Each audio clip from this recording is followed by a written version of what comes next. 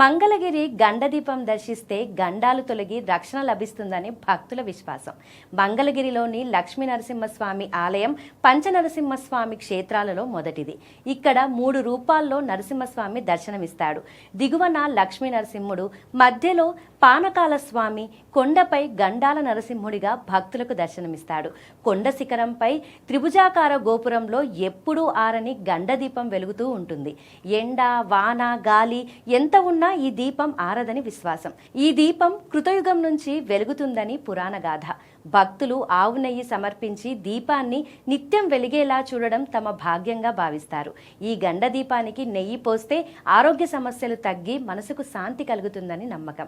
రాత్రి వేళల్లో ఈ దీపకాంతి దూరం నుంచే కనిపించడం విశేషం.